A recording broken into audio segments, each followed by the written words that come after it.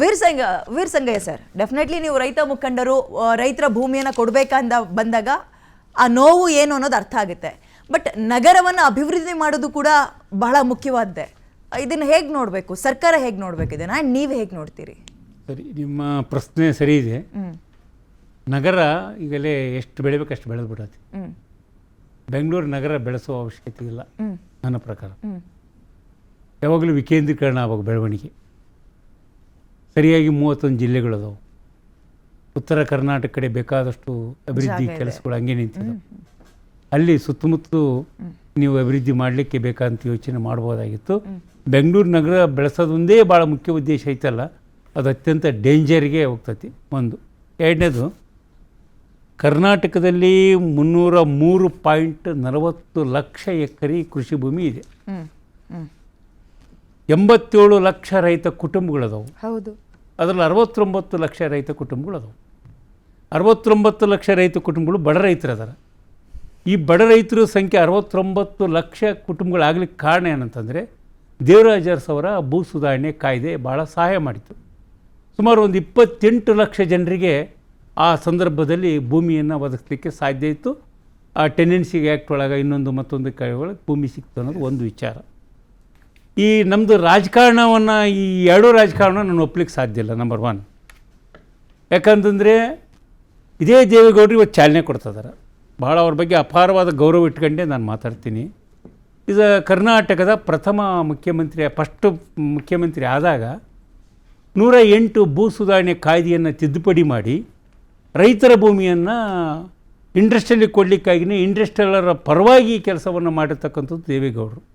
ಆಗ ಕರ್ನಾಟಕ ರಾಜ್ಯ ರೈತ ಸಂಘ ಬಲಿಷ್ಠವಾದ ಹೋರಾಟ ಮಾಡಿದರ ಪ್ರತಿಫಲವಾಗಿ 108 ತಿದ್ದುಪಡಿಯನ್ನು ವಾಪಸ್ ತಗೊಂಡ್ರು. ಇದು ಒಂದು ಸಮಾಚಾರ ಗೊತ್ತಿರಬೇಕು.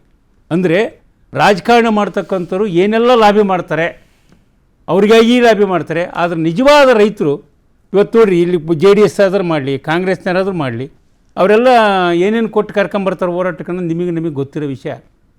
ಆದರೆ ಒರಿಜಿನಲ್ ರೈತರು, ನೈಜ ರೈತರು ಇವತ್ತು ಅವರೇ ಭಾಗವಹಿಸಿ ಭೂಮಿ ಉಳಿಸಬೇಕು ಅಂತಕ್ಕಂಥ ಒಂದು ಪ್ರಕ್ರಿಯೆ ಭಾಳ ದೀರ್ಘವಾಗಿ ನಡೆದಿರ್ತಕ್ಕಂಥ ಸಂದರ್ಭ.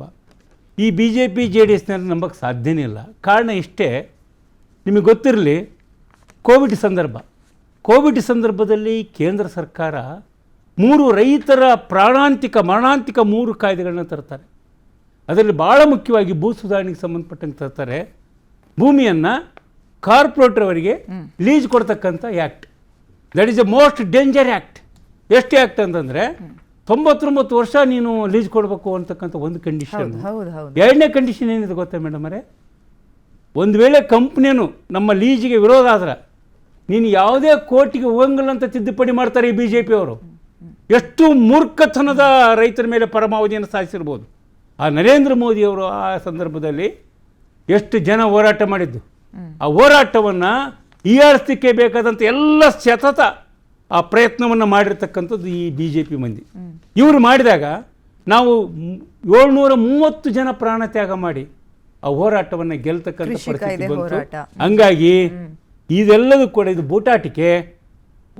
ಕೊಡಬಾಡ್ರಿ ಅನ್ನೋದು ಬೂಟಾಟಿಕೆ, ಕೊಡ್ತೀವಿ ಅನ್ನೋದು ಬೂಟಾಟಿಕೆ, ಮಾಡ್ತೀವಿ ಅನ್ನೋದು ಬೂಟಾಟಿಕೆ. ನಿಜವಾದ ರೈತರ ಸ್ಥಿತಿಗತಿ ಏನಂತಂದ್ರೆ ನಿಮ್ಗೆ ಹೇಳ್ತೀನಿ, ದಟ್ಸ್ ಎ ಡೆಮೋಕ್ರೆಟಿಕ್ ಫೋರ್ಸ್. ಒಂದು ಎಕರೆ ಭೂಮಿ ಇದ್ದರೆ ಅವನಿಗೆ ಧ್ವನಿ ಇರುತ್ತೆ. ಆ ಧ್ವನಿಯನ್ನು ಕಳಿತಕ್ಕಂಥ ಕೆಲಸವನ್ನು ಯಾರೇ ಮಾಡಲಿ. ಇವತ್ತಿರ್ಬೋದು ನಮ್ಮ ಸಂಕಟಕ್ಕೆ ಭೂಮಿ ಕೊಡ್ತಂಥ ಕೆಲವರು ಬಂದಿರ್ಬೋದು, ಅವರ ಮನಸ್ಥಿತಿ, ಸಾಮಾಜಿಕ ಸ್ಥಿತಿ ಹಂಗಿರ್ಬೋದು.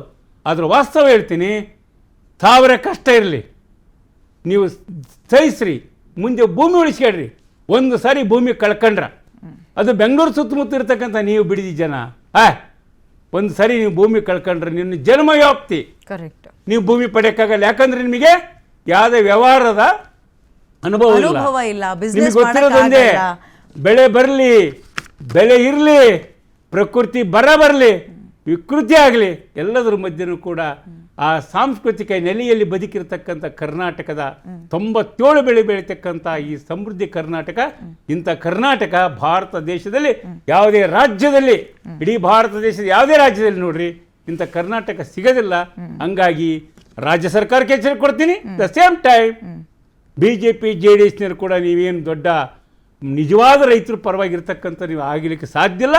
ಯಾಕಂದರೆ ಇಂದಿನ ನಿಮ್ಮ ಇತಿಹಾಸ ಆ ರೀತಿ ನಮಗೆ ಪಾಠ ಕಲಿಸಿದೆ. ಆ ಕಾರಣಕ್ಕೆ ನೀವು ಬೆಂಬಲ ಕೊಡೋದಾದರೆ ರೈತರಿಗೆ ಬೆಂಬಲ ಕೊಟ್ಟು ರೈತರಿಗೆ ಭೂಮಿ ಉಳಿಸ್ತಕ್ಕಂಥ ಕಾರ್ಯದಲ್ಲಿ ಮುಂದಾಗ್ರಿ ಅಂತಕ್ಕಂಥದ್ದು ನನ್ನ ಆಶಯ. ಓಕೆ.